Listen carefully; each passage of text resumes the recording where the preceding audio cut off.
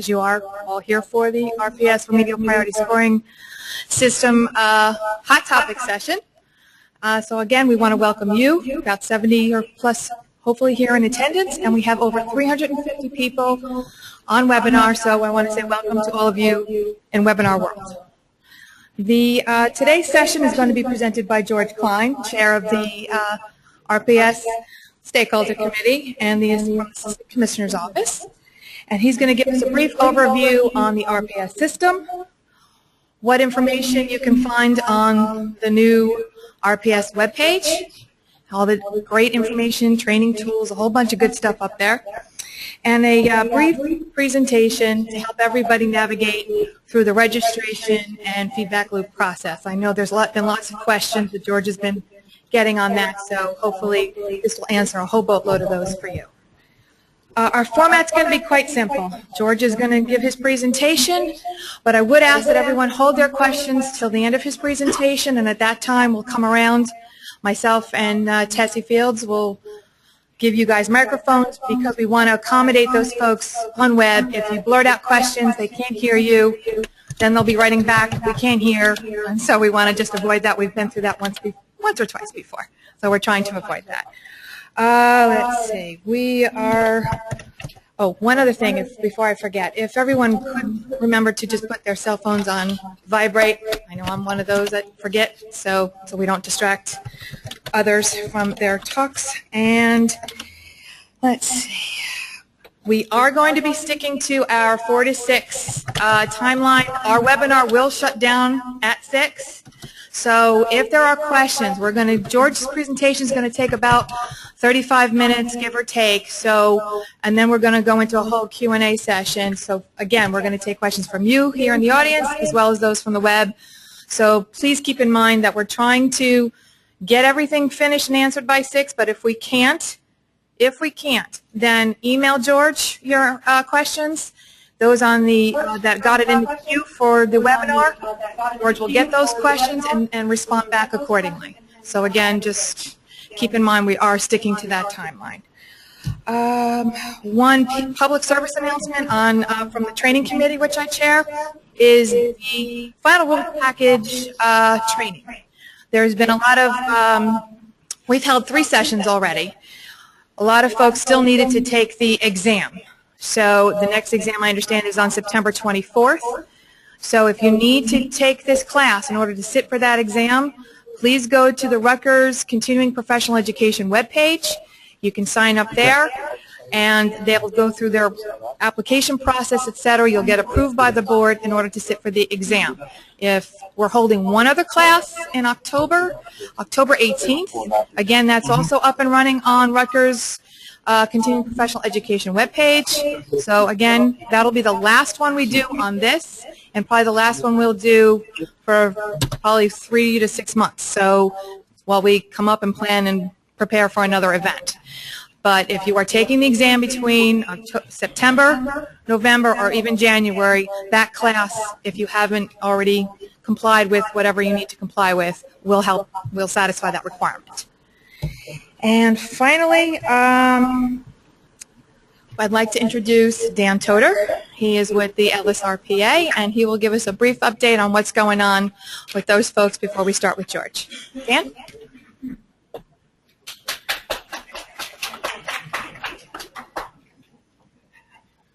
Thanks, Karen. I'm here to give you an update on what the LSRP PA is doing for the membership in terms of keeping up to date and providing continuing ed. As you all know, now that we have some permanent LSRPs, they have to think about getting some continuing ed courses under their belt for the renewal that they have to work towards.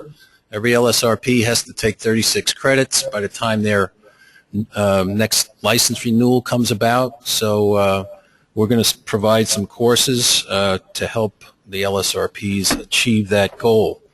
Good afternoon, everybody. As Karen said, I'm Dan Toder. I work for free for the LSRPA. I'm on the Board of Trustees, and I also am the Continuing Education Chairman. By the way, I always thought RPS stood for Real Painful System. So George straightened me out before on that. and I'm glad I'm here. Let me give you an update on what we're planning. The first thing is an exam review class.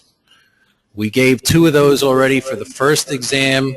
I want to tell you that 93% of the people who took our course passed the exam. So if you have to take the exam, coming September 24th is the date, take our course and you're almost guaranteed of, well, I shouldn't even, forget I said that. Anyway, you might have a 93% chance of passing it. That's the exam's on the 24th, and the course is on September the 6th. If you go on lsrpa.org and click on the event tab, you'll be able to register for the course on September 6th. The next thing we're planning is an ethics course as part of the continuing ed for LSRPs. They need to have ethics training. We're planning that for October. A date has not been set yet, but that's coming soon in the fall. And we're also planning a 3rd seminar, possibly half day, possibly full day, for LSRPs to discuss business issues like contract language and insurance issues that LSRPs have to deal with. So that's coming as well. So without further delay, George, your turn. Take over on the real painful system. Thank you, Dan. That's not exactly the way we would characterize it, but from this end, I wouldn't entirely disagree with it, especially after about 180 calls from folks on the system. So I do have a little bit of experience with what kind of difficulties people are having, and we've tried to incorporate that into what we have here.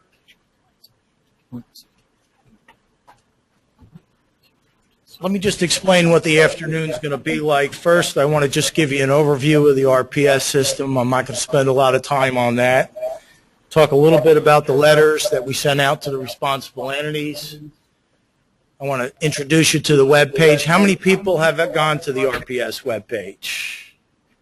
Not enough hands. Every hand should be up on that.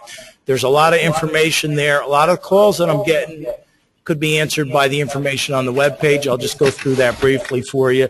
And the benefit to that is we can reach out to so many people with the web page instead of one person at a time. I want to talk, and I think most people are here primarily for the registration process, the information request piece, and the feedback loop. And that is where I'm going to spend the bulk of my time today. Because some of the feedback that we've gotten from some of the other training sessions are people are having some difficulties there. I'm going to walk through that with everybody so that you understand it.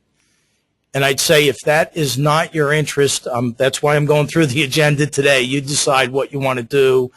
We do have a time limit till 6 o'clock. I'm figuring I have about 35 or 45 minutes, and then we'll open it up for questions.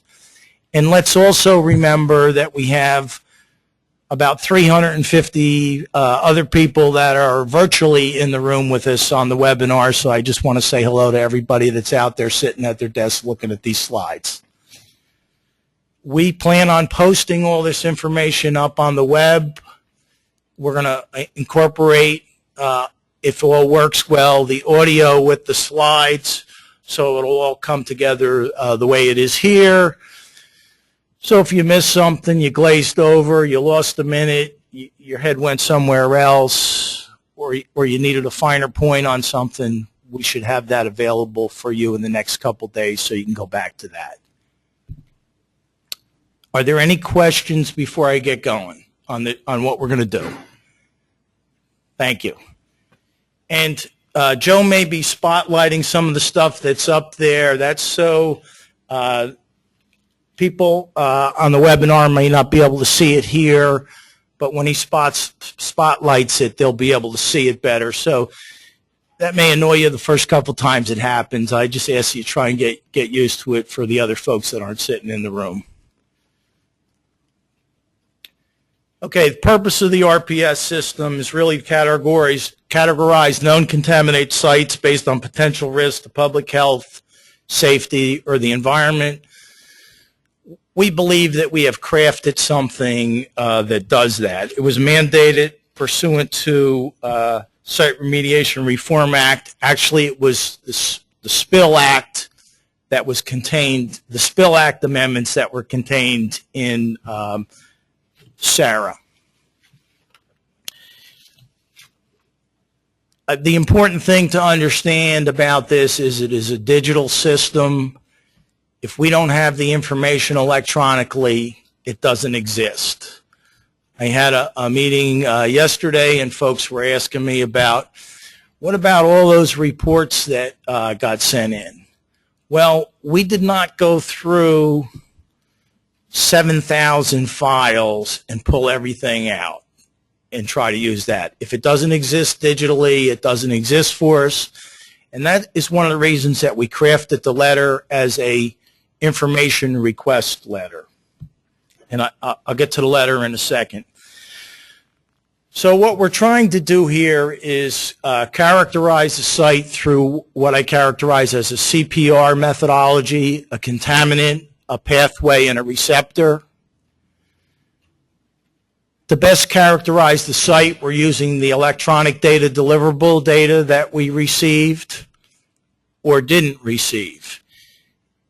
And I know on the letters that went out, because I've taken a number of calls and spoken to a large number of folks, all of the electronic data deliverables that people say they sent in don't appear on those sheets. Those are the ones that are in the system. If case managers did not put them in, I can't change that now. And we recognize that. I recognize that some of that happened. What we're asking people to do, and this is an opportunity to send those back in, and we will make sure they get in the system. Henry over here, Henry Kinvater, is responsible for that. If you go to the web page, you'll see he's the contact on the electronic data deliverables. We will get it done. The second piece that we're covering is the pathway. And I'll talk about that a little more when I talk about the letter, but it's important to understand the way we characterize the pathway. It's as a binary system. It's either closed and it has a 0 value, or it is open and has a 1 value. Open means that the contaminants can move from the source to the receptor. The third piece is the receptor layers. We're using a GIS coverages that we have for the receptor layers. That these are potential receptors. This is not a site-specific. This does not replace or is not a site-specific risk assessment. It's not a case manager file. It's an indicator of potential receptors. I think one other important piece that folks don't completely understand yet, and maybe not LSRPs as much as responsible entities or responsible parties. Site remediation program is not interested in getting involved in sites that have hired an LSRP, that are moving the case along and meeting all the mandatory and regulatory timeframes. That's what you're supposed to be doing. We're not interested in getting involved in those cases. So if you're the highest category, a category 5, and you have an LSRP on board and you're meeting all the mandatory and regulatory timeframes, we don't have any interest in becoming involved in the case. And I know Dave Sweeney has said that in many of his talks. I just want to restate that here because I think there are some misconceptions that are out there.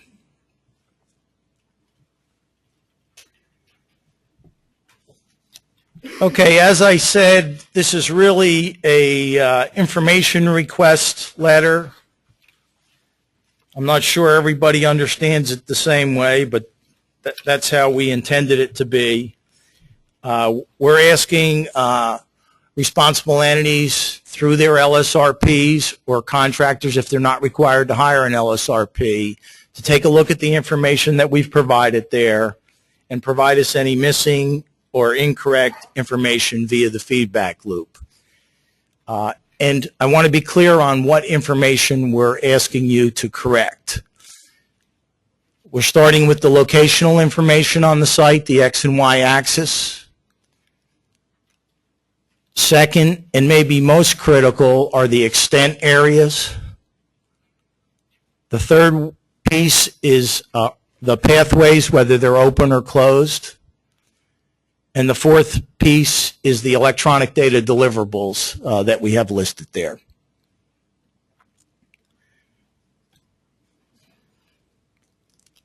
A little bit on submittal dates. Everybody's anxious. When's the day?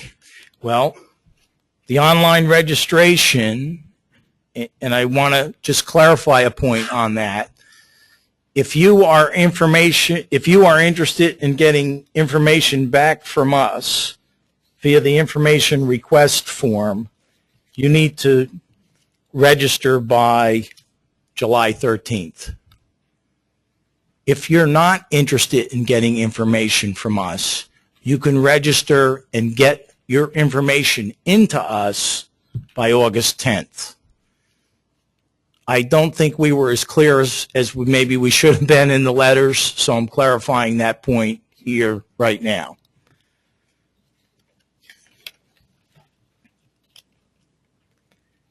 And I don't know whether anybody's taken the time to look at the information request letter. What we're going to be sending back to you are the EDDs that you sent to us, and we're going to give you a map of the extent area that we provided in our letter back to you. So there might be some circumstances where that makes sense, getting that information, and there might be some circumstances where you're not going to find any benefit back to you to get that, and it's more work on our end. So I'm not telling you not to send the information request forms in, but I'd say think about whether you think that's going to be useful to you or not. The EDDs in some cases are more useful if you're now on the job and there were different consultants that had submitted that data earlier and you get that information back, that may be helpful to you. The extent areas, you could go on GeoWeb and draw those for yourself. They are either circles or ellipses that we've put in the letter. So all we're going to do is send those back to you, just so there's no surprises when you get that back. Now, we did put in here a section on electronic data deliverables if you wanted to submit any of those to us. We will take those. It isn't, and we would expect that those are going to be come back in through the feedback loop, but if at this time you had some handy that you wanted to throw in, we'll take those as well. Questions on the dates? Seems pretty clear. Go ahead. The question was, will the dates be extended? I think I've heard that question before. We are not extending the dates at this time. We are considering it. Consider those dates as hard dates. If they change, we'll let people know via listserv. But right now, they're holding where they are. Yes. The online registration must be completed by the 13th, but if you want to submit the information request form, does that also have to be done by the 13th? The question was the online, for the people that aren't in the room, the question was the online registration must be completed by the 13th. Did the information request form also have to be submitted by the 13th? The answer to that is yes.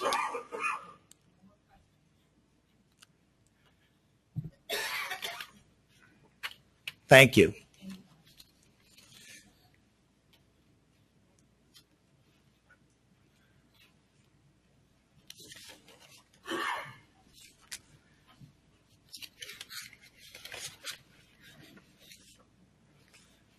I've talked a little bit about the letters and the information that's in the letters.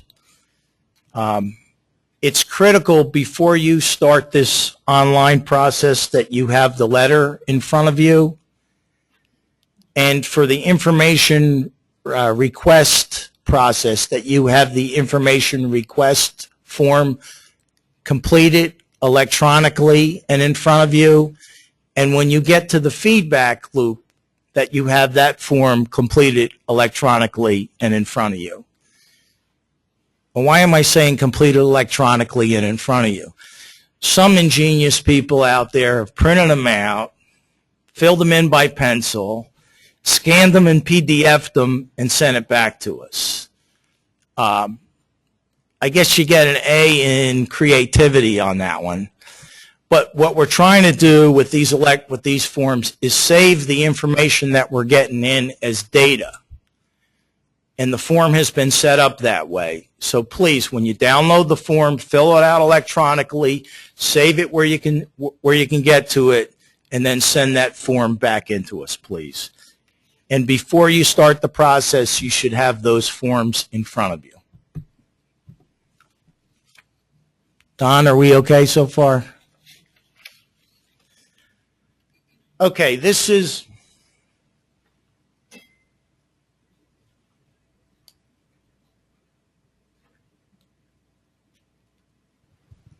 Can you hear me? This is DEP online. How many people have already done this? Okay, I talked to an LSRP, said he did it the other day. His words, not mine. Took him 5 minutes. It's going to take me about 35 to go through this. It's not going to take you 35 to fill this out. You talk to anybody that had their hand up about how long it takes. That's number one. Number two, this is the wave of the future. This is an investment in your future. This is how things are going to be coming into the department in the future. So since we all of you passed the test or are practicing LSRPs, you plan on being around for a while. This is the future for you. So the quicker you learn it and get familiar with it, the easier it's going to be for you as you move forward. Okay, here there's two tracks that we can come from here. A, if you're already a registered user, you go over here. And Joe, you're going to help me with this, right? And then the second place is if you're a new user, which it looks like most of the folks here are new users. Now, there's people who use it plenty of times. So you click on that. That will jump you to this screen. And what we're asking you to do is put your contact name, organization name, email address, and then confirm your email address. We are going to use this information, especially the email address, in the future to push things back out to you. So it's critical that this information go in. Then next we're going to hit the request button and we'll move on. Here again we have two places to go, and this is really linking DEP Online with your My New Jersey account. And if you already have a New Jersey account, you'd log on right here. If you don't, you would create an account down here.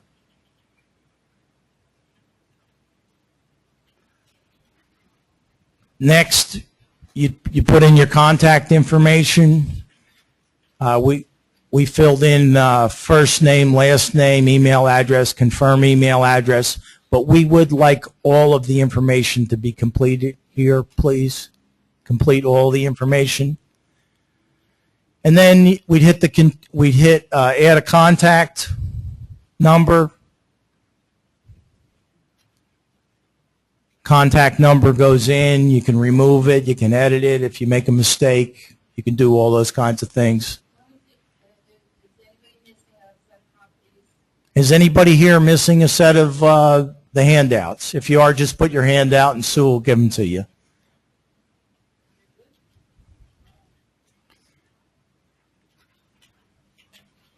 One of the other issues that we're having with these registrations is, I guess there's two kinds of people in the world. There's the kind of people that when they get something from the store, they come home, they read the instruction book, they know what they're doing before they do it, they put it together, they don't have any extra pieces.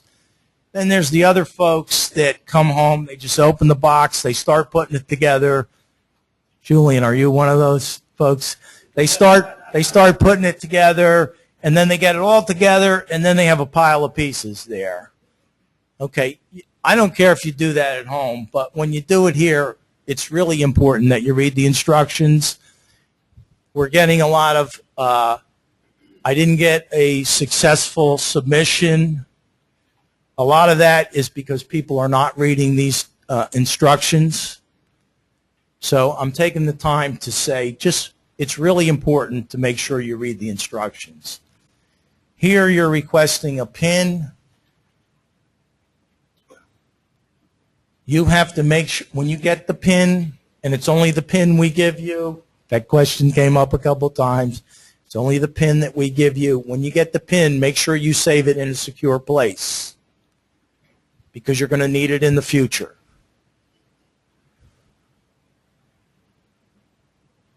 And then next we go, so you're requesting your PIN, and that's another reason that your email address is in there because it's going to come back to your email address. So you want to complete the setup. You'll get a confirmation that the PIN's been mailed back to you. And I would just add, on the left side, as we go through this, you'll see a menu on the left side. If you start progressing down through things and you want to back up, you can click right on the backwards, the tasks that you've already done, and move back through those. So you might find that helpful. If you're downstream, you want to move back, you can do that. So you get the certification that the PIN's been received, you hit the continue button, and then you get to pick your services. There's water services, air programs, solid and hazardous waste. And what we're asking folks to do is pick both the remedial priority scoring system and if you're an LSRP, the LSRP related services. As I said, this is the wave of the future. This is how submittals are going to be coming in the future. We're trying to prep you for the future as well. So we click, there should be a continue button on the bottom of this. That would move you forward to this, a message page. Right now the message page just gives you a system requirements. In the future there may be different messages there. So I'd say just take a quick look at the page and make sure you understand what's there. The messages may change from time to time. Again, click the continue button on the bottom right.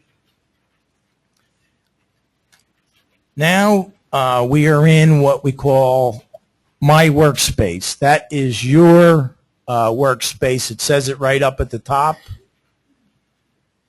It tells you what services you have selected.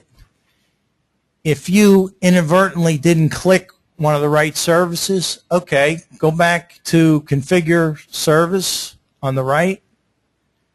Moves you back. You can reconfigure your services if you have to back up. Sometimes we click that button a little too quick and we move forward when we don't need to. So here we have our services. We're okay with that. Next thing you want to do is add your facility.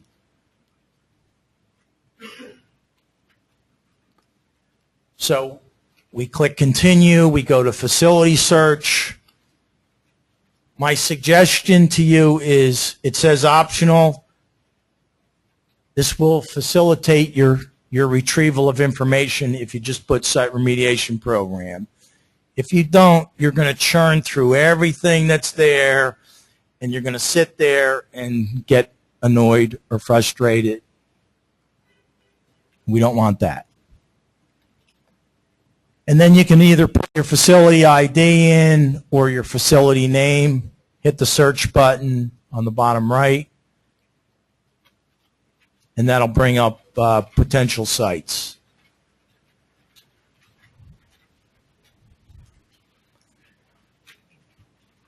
Now,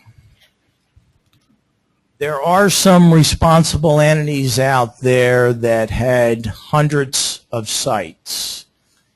And we worked, if you're one of those, you know who I'm talking about. If you don't know what I'm talking about, you're not one of those. For those folks, I want you to understand, we will still honor either the feedback, the information request, or the feedback loop via the spreadsheet. So we got the information out to you that way. We'll take the information back through that way. And you can call Don Kramer. His email address and name's up on the contacts. I'll get to that when I talk about the web page, and he'll help you out with that. But I want to assure everybody, if you're in that boat, we will honor that through the process. Only for this process. And again, this is a one-time only process. We're moving into the RPS system. We have LSRPs on board. We're going to expect all that information that's going to be coming in is going to be coming in through the normal process, the normal submittal process that's set up. Okay, you can add your selected facility if that's the facility. So you would click that.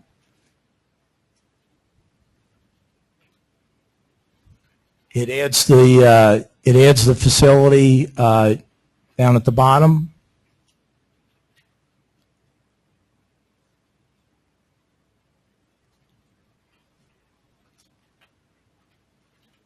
Now, I said earlier you need to make sure that you have your letter in front of you. Why? You're going to need the facility ID, the case tracking number, and the activity information from the letter. So I have a letter in front of me, has an SRP PI, it has an activity number reference, and it has a case tracking number. You need to have this in front of you when you're going to be submitting the information.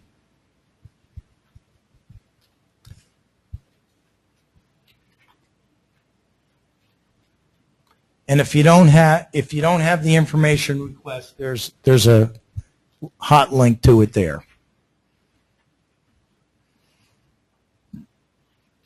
So if you do not have the information request letter or the feedback loop letter, there's a hot link for it right here. You can go and grab it when you're on that page if you don't have that information. Go ahead, I'll take one question. Go.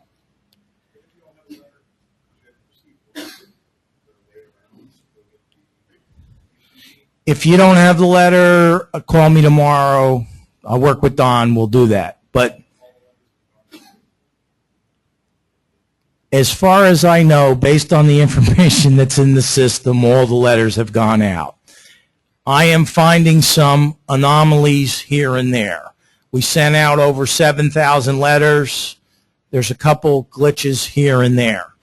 And we did a data grab quite a while ago. So if it's a new site that came in, you got to pass this round.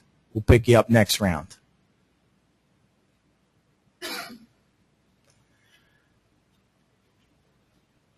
On the submission name, you should put the facility ID in the submission project name field and enter your case tracking number in the comments field. It's not really a comments field, it's a case tracking number field. But I think, again, we're having problems with people not putting the case tracking number in here. They're not reading the instructions. They're saying, oh, a submission project name, I put the PI number in. Oh, this is comments. I don't have any comments. They click the continue button. And then they go through the whole process, and then they get to the end and they say, my submission doesn't say successful. Well, it didn't know where, the submission didn't know where to go. You didn't put the case tracking number in. So please do that. And then again, we hit the continue button.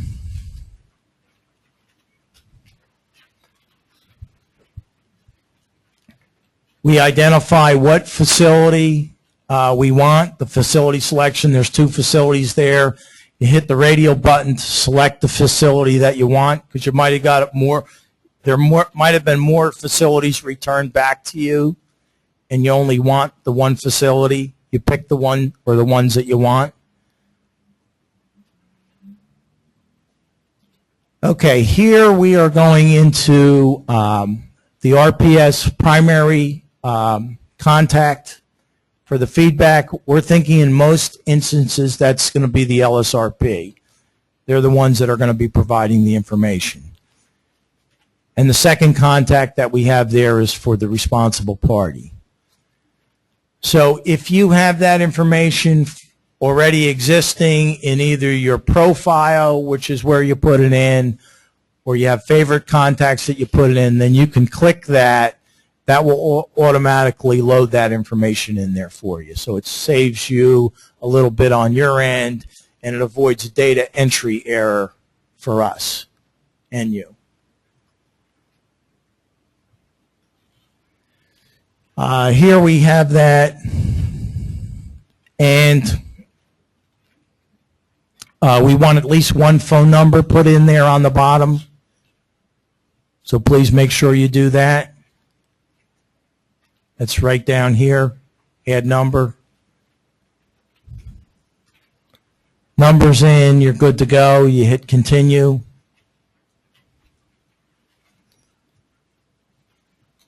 Now the responsible entity information goes in.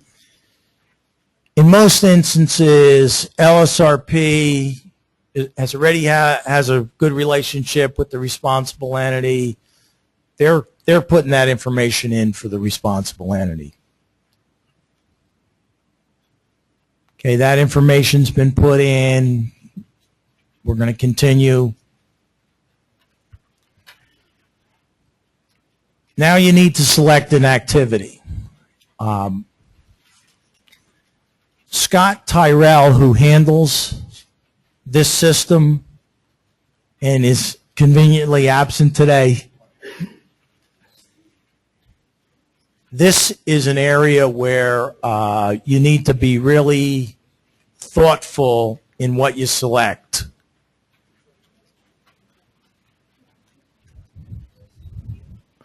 So you really make sure you're selecting the right activity. Lot of issues with this. So you need to make sure you're selecting the right one. I guess here we're talking about the LSR new case activity. Oh yeah, that's the one they selected. Okay, they got the right one. Hit continue. Now this is why I said you need to have your attachments on the computer ready to go. Here you're going to put your attachment. You're going to include your attachments. Couple things. There's a maximum file size. We don't think any of our attachments are bigger than that. Certainly they're one or two pages. There are allowed attachment types. Make sure you pay attention to that. If you saved it in something different, it's going to be a problem. It's not going to go through. Those are the only ones that go through. Now, attachment name is another area where we're having problems. People are not naming their attachment. If it's not named, it does not have a path. It's not going to go anywhere.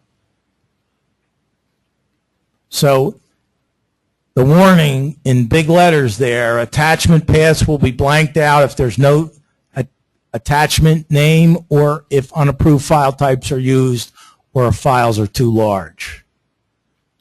So that's what this is all about up here, and that's why this is asterisked as a required field. So here there were no attachments. It'll tell you the attachments are there.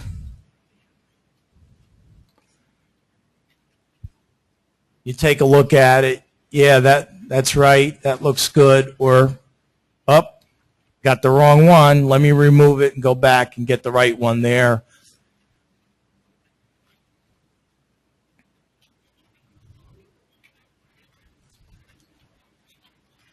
So then you're gonna hit the upload and continue.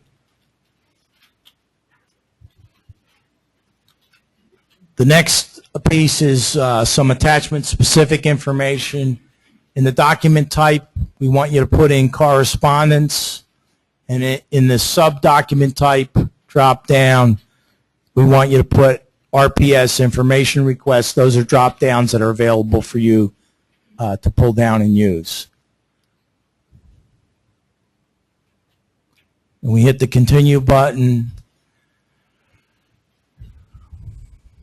Here we're having you're certifying the submittal. The PIN that you had goes in here. You're going to certify it and move it on.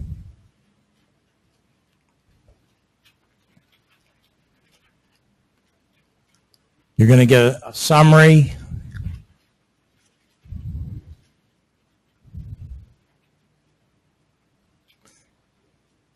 There's a printer-friendly version if you want to print that version out. If you want to hold that for documentation, just a note up on the top right.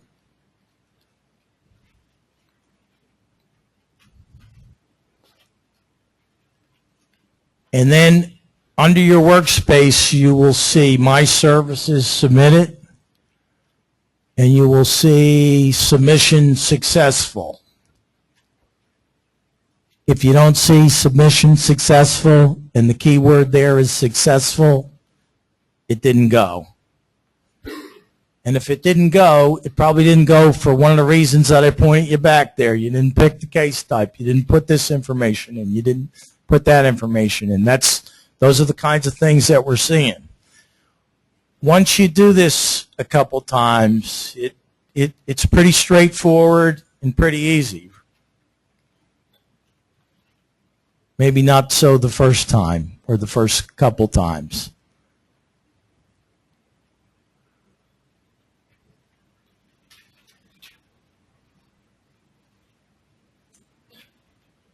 Questions? Okay.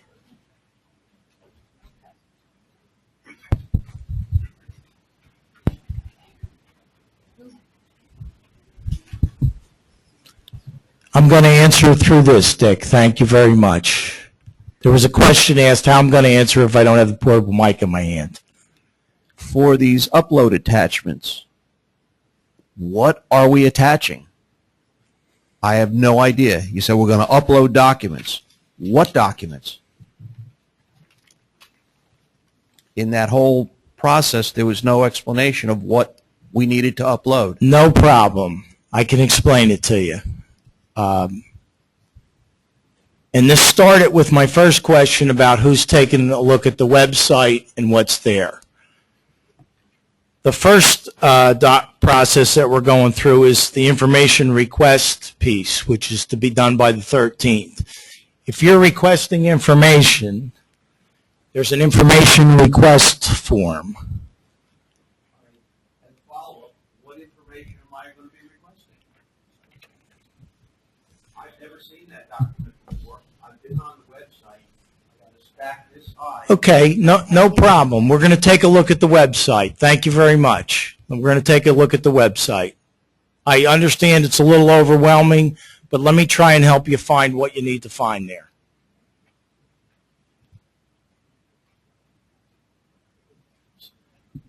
We're going to the website now. You can click on the right side where it says Remedial Prior Scoring, or you can click on the left side. So you can go either to the left or all the way over on the right, or you could go from the index of common topics. So there's 3 ways you can get there. No excuses, you couldn't find it. Okay.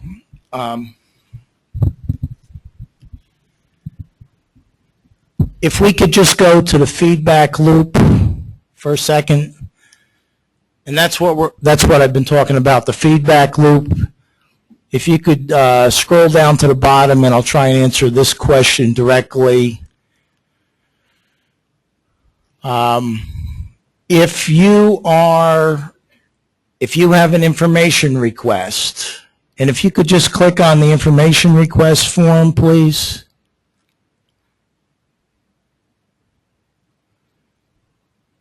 This would be the document you would be looking at. And the information that you're requesting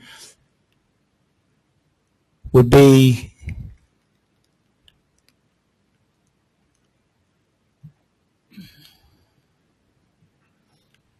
either the extent areas that we're going to be providing back to you, or the electronic data deliverables that we would be providing back to you.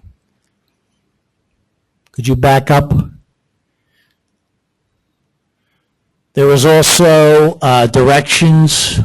Down one, please. There's directions for the information request form. Just take a look through those, and the information's there. If you could back up for me. Well, you will use the same process down here for the feedback loop. This form is still in draft.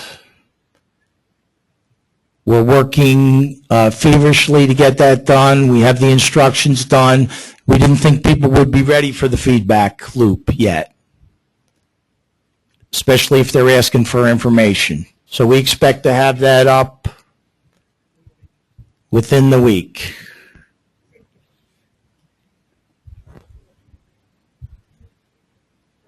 This is, and if I can just talk about the feedback loop for a second, then I'll get to that. This is the mechanism that you're going to utilize to close pathways. We are modifying the form somewhat, but it was brought to our attention when we beta tested the system that it is certainly possible that a vapor intrusion pathway has been closed before, say, a complete remedial investigation has been done. So we try to listen to what people say to us that makes sense, and we've incorporated that into the form, and we're allowing LSRPs to close out those pathways under certain set of conditions. And it's all pretty straightforward stuff. So if you could just open that form up for me again, please. Again, we're in the process of modifying these last lines in the form, but we're allowing people to close out the soil pathway, groundwater pathway, vapor intrusion pathway, or ecological evaluation pathway. And you can look at the form and you'll understand what we're doing there.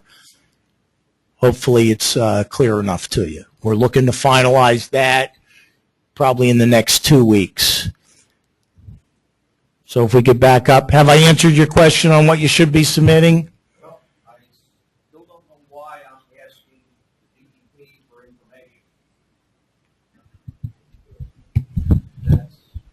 information. The question was, why are we asking DEP for information? Well,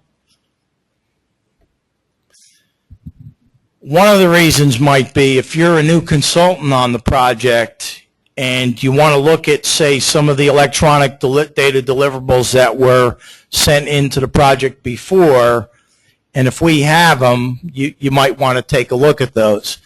Maybe a responsible party doesn't have them so available. They might have them, but not so available. Maybe the past consultant isn't so willing to just hand those over to you. And I'm laying it out straight up on this. You decide what the reasons are why you want it. That's not what we decide. All we're doing is giving you the opportunity to get that information. So, George, you're asking, what he's saying is, by submitting this form, we are going to send him the information that we are going to base the RPS score on. He gets to review the information that we're going to base the score on. No, I am not saying that. I'm sorry. Thank you, Tessie. Anytime. You know what? It gives you a chance to I shine. think and I don't mind explaining this again, and I'll try to take the edge off the response. We're sending you back the extent areas that we utilized, which are already described in the letter. It's either a circle or an ellipse. We're going to put that on a map and send it back to you. We're going to send you back the EDDs that we have listed in the letter. It doesn't say that on the form. Is that the next question that's coming to me? No, I've got a copy of one of my letters here. I have no map with circles. I have no references to CDDs. This is what I've got, 4 pages.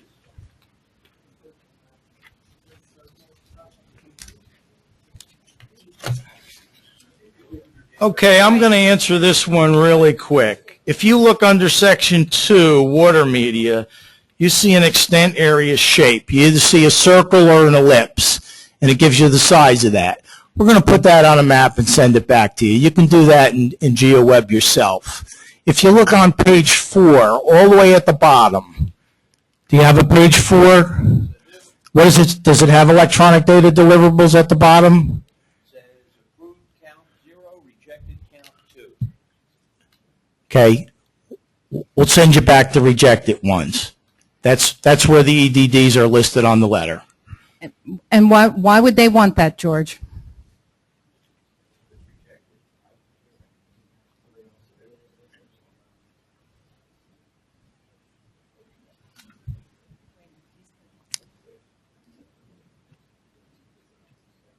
If they don't have that information themselves, because maybe the consultant before them had that project and has those electronic data deliverables, and they want to take a look at them to see the work that was done before, any reason that they can come up with in their head as to why they want that.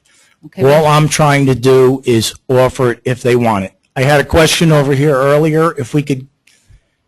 Sure, I've submitted all 18 of my sites asking for information. When will I actually get something from you guys? We're expecting in the next week or two. When can we start feedbacking? When we get the form up, So we only have a month apparently, right, for all these sites to get the information in, correct? yes, that is correct. Second, go ahead. And we're considering additional time frames on that, yes. Okay. And Don Kramer was a great help in getting the whole system for me to work, because I did have problems. So. Yeah, well, a lot of people have problems, and like I said, I've taken 180 calls myself. Don has taken probably 50 or 60, so call us. We're trying to help. One second question. I have a Superfund site that's an EPA lead. No LSRP is required. However, we got a form. Will there be RPS ratings for federally led Superfund sites? There will be, and on any site, Superfund, RECRA, GIPRA 20s, if there's any site that does not require an LSRP, the consultant, the non-LSRP, can submit that information back to us. We will accept that. So there will be an RPS score for federally led Superfund sites. Yes. Okay. Thank you. Yeah, a follow-up question on that extent area. So I have a letter that says that the extent area shape is circle and the length is 240. So 240 means that's the radius of the... Yes. Okay, what if this site has multiple AOCs and, different groundwater plume that are separated? So how is that going to be addressed? We're only going to accept a single extent area. So what we're going to, what you need to do, let me talk first about how the extent areas are going to come back into us. That should be in the same GIS format that CEAs are coming into us. And if you have different areas, and it is not a large percentage of our sites, if you have different areas, you need to join those all together and send that back as a single extent area. Well, isn't that, that's something that we don't want to do, right? Because that is going to, exactly make it look worse.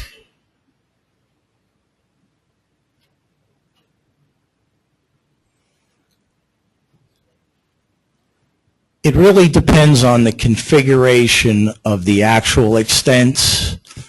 we're not looking to make it worse or better than what we've provided to you. We've provided a surrogate to you. What we're asking you to do is send that back to us with the actual data, because we'd really like to represent what's actually occurring at these sites. We do have some limitations on extent areas that we can use, and we're not able at this time to use multiple extent areas. Now, you can give us a call on those situations. I don't think that represents 95% of the situations that are out there. Give us a call and we'll work through that one with you. What I'm telling you is we're gonna get a single submittal with a single extent area.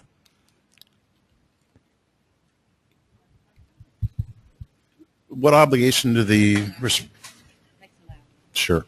What obligation do the LSRPs and the responsible entities have to provide EDDs, which they don't have under their control? Like, let's say there's an old consultant, you have paper copy of the report, you don't have the electronic EDDs, they were sent to DEP, they weren't entered.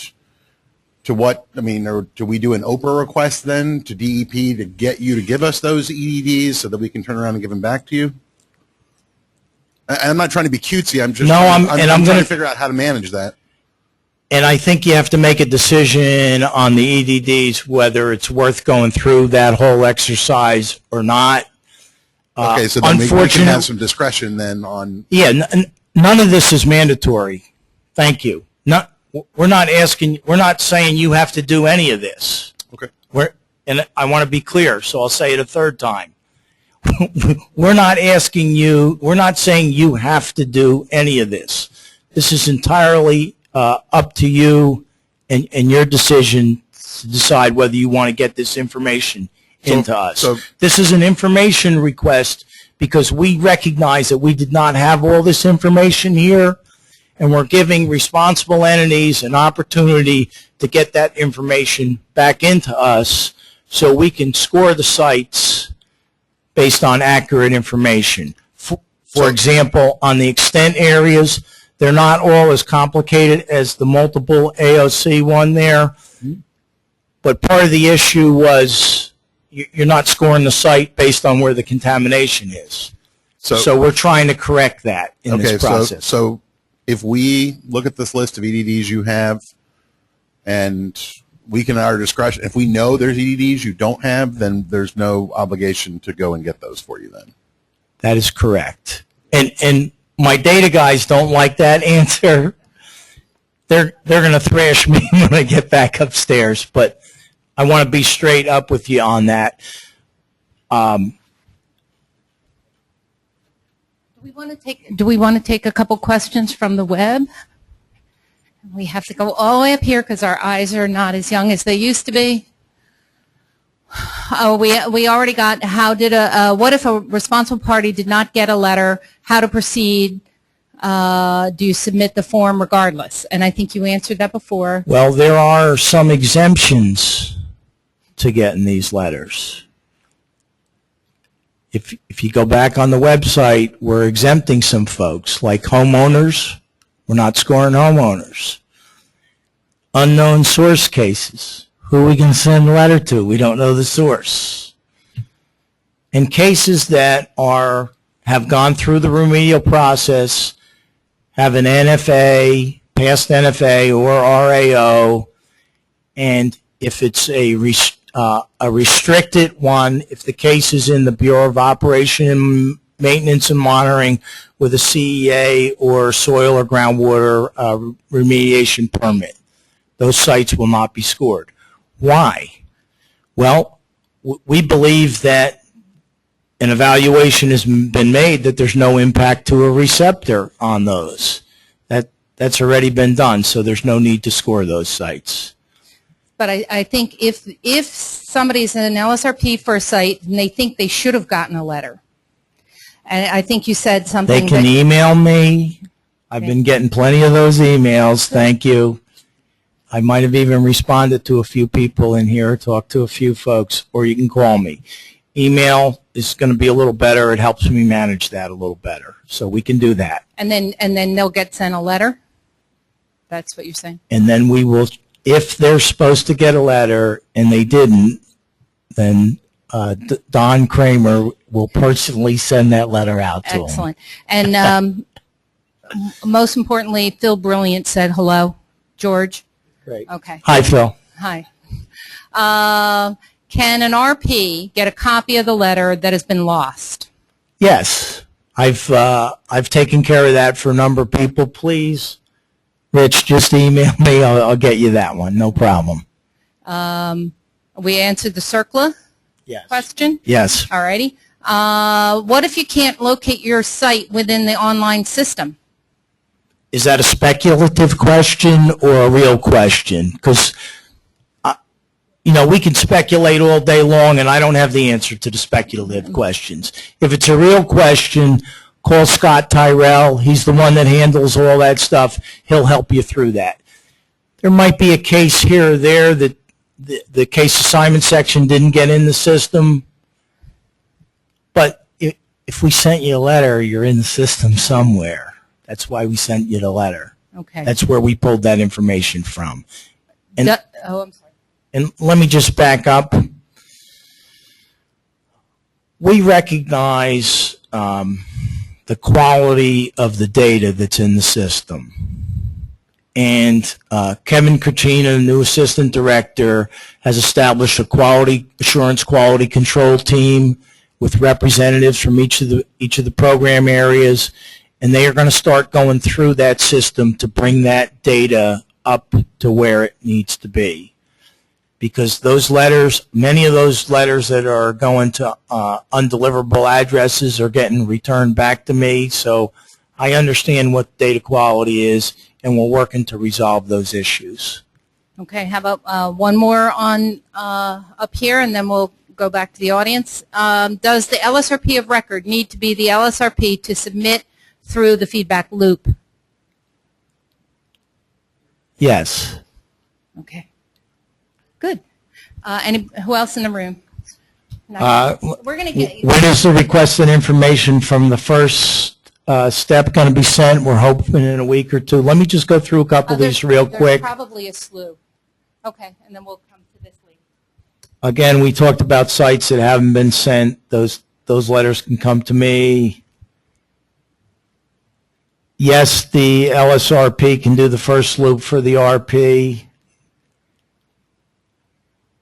If you're a party that received the spreadsheet, I think I addressed the spreadsheet. We're going to honor the spreadsheet system that we set up for you for this situation only, not for any future submittals. In case you're trying to wiggle your way in on that one, we're holding the line on this. And they can go to Don Kramer, go to the website, his address is there. How about if we take a couple from the audience? Just really quickly, if you have a site that you think should be exempt, but it's not, how do you go about that correction? You can call me or email me, and I'll work that through with you. That is, again, it's based on the data that's in the system, so we recognize there may be a few of those out there. Hi, George. As we go through the actual form, and you, like for each of the individual media, for some it looks like the department is assigned some number and it hasn't assigned a number for others. Does that mean you don't have data for that? Okay, the question has to do with the letter that we sent out and the matrix that was included with the letter, and thank you, I'll explain that.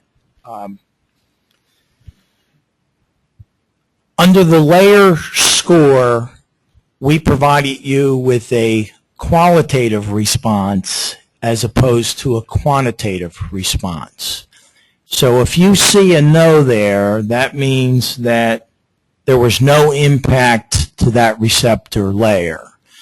If you see a yes there, there's a number, but we're just telling you that there was an impact there. Some of that can guide you for future decisions that you're going to make on how you want to do submittals. And while we're here, if you go over to the pathway score, and it's a 1, meaning that the pathway's open, and you're like, oh my goodness, I sent in this report and I told you guys the pathway was closed. I see a few nodding heads out there. Well, I didn't open 8,000 file drawers and pull the documents out, so I apologize for not doing that. The pathway scores that we listed are all open. If you want to close one through the feedback loop form, 13 questions that we think LSRP should, if they know the site, they should know the answer to those questions. They're pretty basic. Get that form back into us. Save the form, fill it out electronically, attach it back to us, because we're going to use that form, those boxes, we're going to save that as data, and we're going to use that information to close the pathways. Because now the LSRPs are acting as DEP, they're acting in our shoes, they can make those professional decisions, and that's what we're asking you to do. Completely consistent with the LSRP program, we believe. This gentleman right here. A question regarding the EDDs.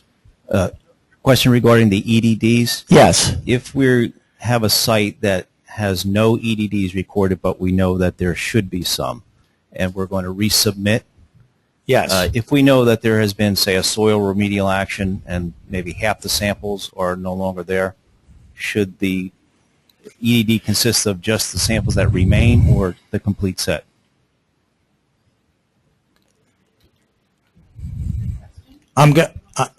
That's an issue that we're wrestling with right now, because we recognize that there are soil samples that were taken that are no longer there. I think that's what you're asking me. This is Henry Kinderbotter. I do the EDDs. I'll try. Okay. If you contact me, send me the EDDs, and I'll run them through the system and make sure they get in. Once they're in, I can send you there's a form, a spreadsheet basically, that allows you to fill out which of the soil samples have been removed, and that master list of samples at the site will allow us to exclude those from the final scoring. So just contact me. Oh, right here. Oh, wait. Hold it. I have a clarification back here.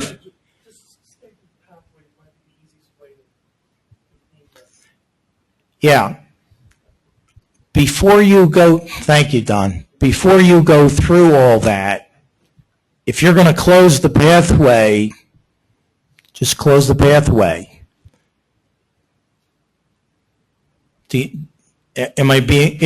the soil pathway is closed, if either you're below the direct contact, and I can go to the form and pull the form up, if you're either below the direct contact number, or you have a deed notice in place and you want to close out that pathway, that's going to take the one that we have for the pathway to a 0.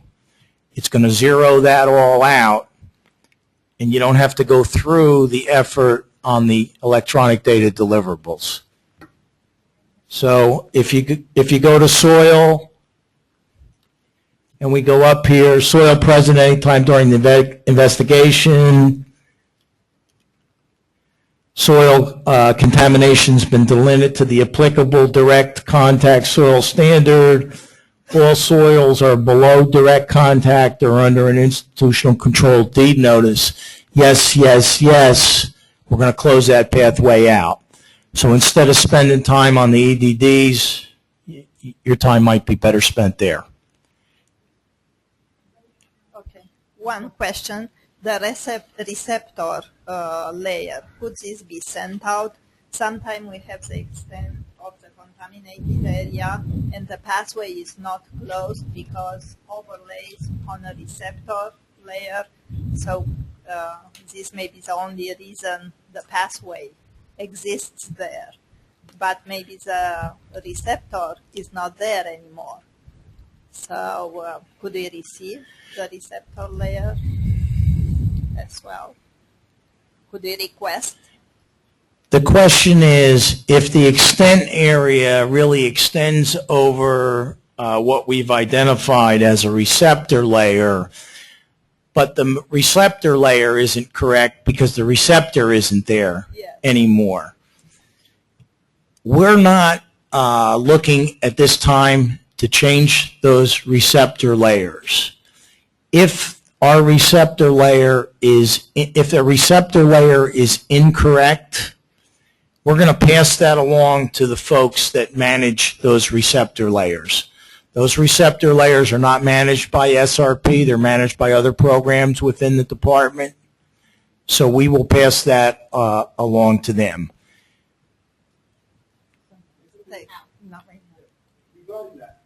I'm sorry, what was the follow-up question? As a Could you follow-up just... to Ileana's question, in a case like that where the receptor is not there, even if the receptor layer is wrong, on your form, the receptor is not there anymore, so you can close out everything in relation to that receptor on your form because it's not there anymore.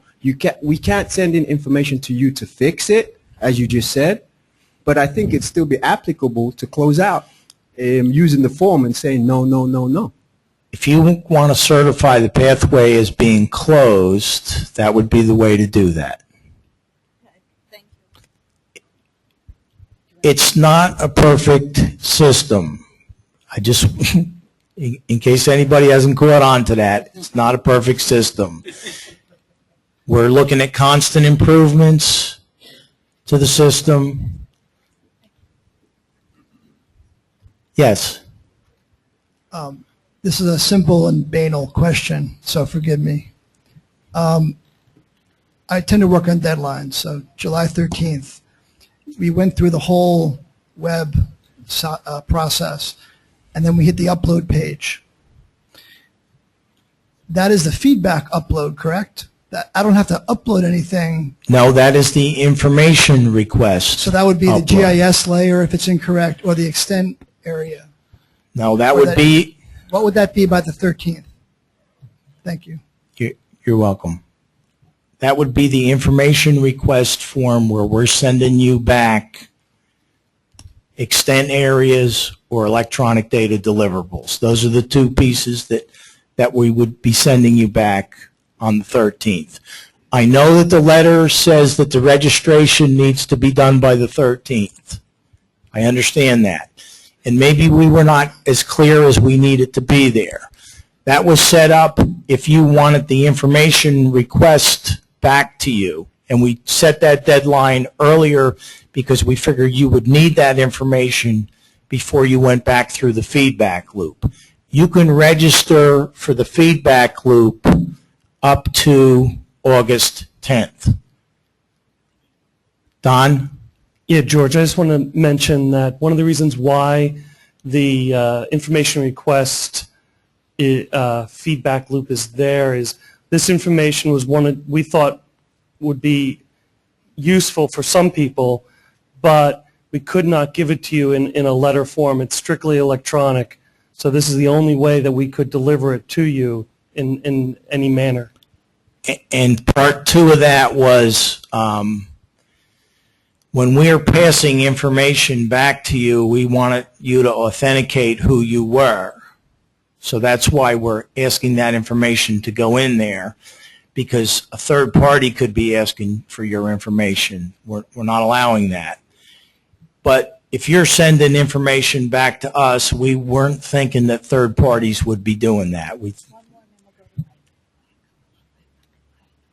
I was just wondering, for the information request form, there's also two other pieces on it: correcting the GIS, the X and Y coordinates of the site, and letting you know that we're going to submit EDDs. Did those pieces all have to be submitted by the 13th as well, or can we correct the XY coordinates and submit EDDs past the 13th?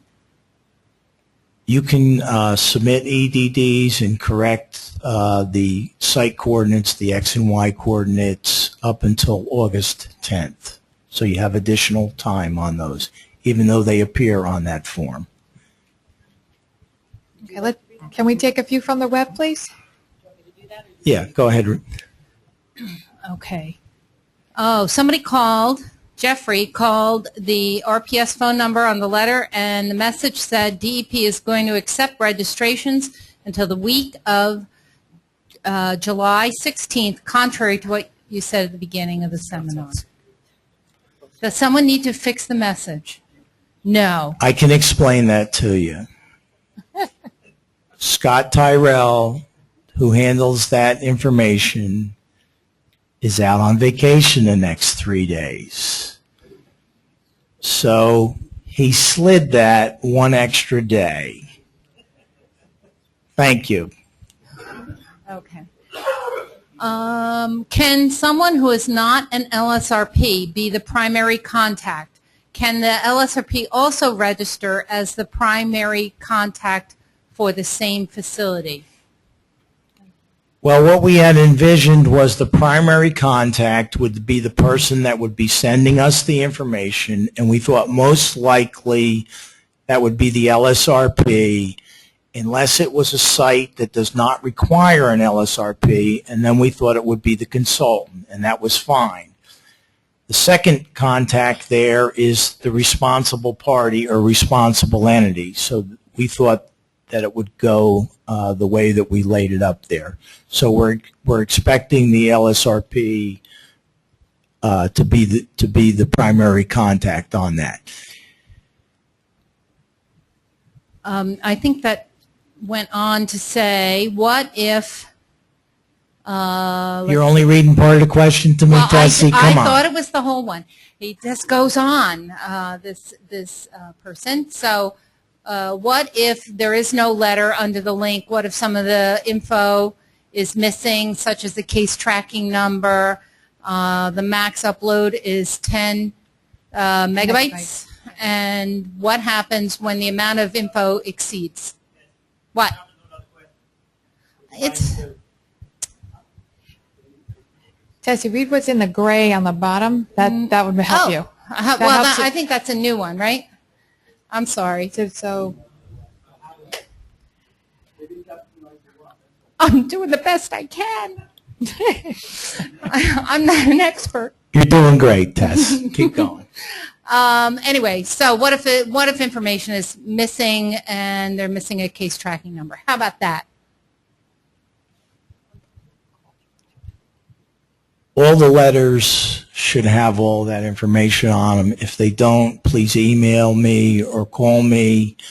All the letters that I've seen so far, I didn't inspect all 7,000 of them, but all the letters I saw so far had that information on them. If you don't have a letter, that's a different issue, and I've been taking a lot of those calls as well. So you can send that to me if you don't have a letter. Okay, the maximum upload is 10 megabytes. What happens if the amount of info and data exceeds this? Is it necessary to do multiple uploads, or is this saying the ask additional info that anyone can submit? Oh, I don't know what he's saying. Okay. It's the 10 megabyte max. I'll take some liberty with the answer based on what the question is. It's a 10 meg max. If what you're sending is bigger than that, it's going to fail. You're not going to get submission successful at the end. So if you think it's that way, you should know what size your documents are. Cut them into pieces and send them in So they can do separately. multiple submissions. Yes, you can do multiple submissions. What if you don't feel you need to upload documents? Don't do it then, right? Rohan, I know who you are.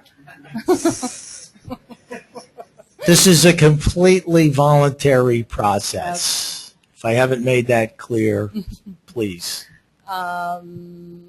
If the information, if we have submitted information request form, can we expect a response from DP prior to August 10th? Yes, we would expect those, and this is the last time I'm going to answer this question, so if you have it up there 3 or 4 times, please, Tessie, don't read it to me again. We would expect to get those out in the next week or 2. What do you say, folks? Should I ask him it again? The next week or 2. Let me see, we answered that. Can we submit EDDs that have not yet been sent in previously?